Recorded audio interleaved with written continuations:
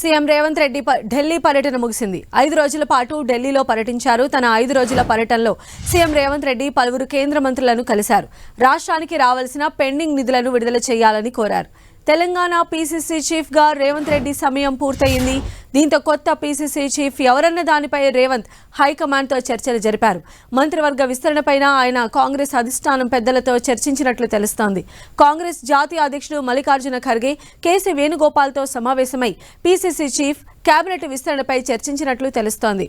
మంత్రివర్గ విస్తరణ, పీసీసీ నియామకానికి సంబంధించి చిట్చాట్లో సీఎం రేవంత్ కీలక వ్యాఖ్యలు చేశారు. కాంగ్రెస్ బీ ఫామ్పై గెలిచిన వారికే మంత్రి పదవుల్లో స్థానం ఉంటుందని తేల్చి చెప్పారు.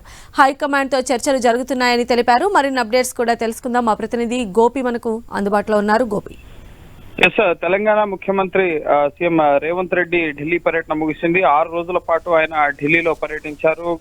వరుసగా కేంద్ర మంత్రుల్ని కలిశారు. అలాగే పార్టీ పెద్దల్ని కూడా కలిసి ఇటు 2 అంశాలకు సంబంధించి ప్రభుత్వ పరంగా కేంద్ర ప్రభుత్వం నుంచి రాష్ట్రానికి సహకారం, అలాగే పెండింగ్ నిధుల విడుదల సహా మంత్రిత్వ శాఖల వారీగా ప్రస్తుతం కేంద్ర బడ్జెట్ ప్రవేశపెట్టబోతున్నారు. కాబట్టి రాష్ట్రానికి కావాల్సిన విజ్ఞాపనలు ఇవన్నీ కూడా ముందస్తుగానే ఇస్తే కేంద్ర బడ్జెట్ లో వాటికి నిధులు కేటాయించే అవకాశం ఉంటుందన్న కోణంలో భాగంగా ఇటు పలువురు కేంద్ర మంత్రులను కలిశారు.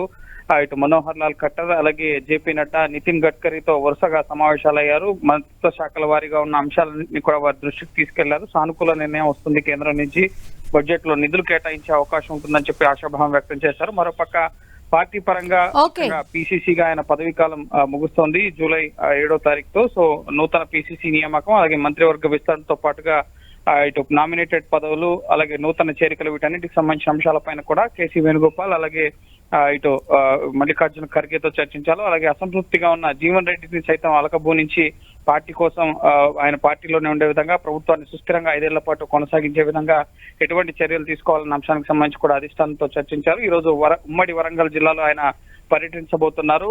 పలు అభివృద్ధి కార్యక్రమాలని పర్యవేక్షించబోతున్నారు. అలాగే కొన్ని కార్యక్రమాలను ప్రారంభించబోతున్నారు కూడా. సో ఆయన ఢిల్లీ పర్యటన ముగించుకొని కాసేపటి క్రితమే ఢిల్లీ నుంచి హైదరాబాద్ బయలుదేరారు. రైట్ గోపి.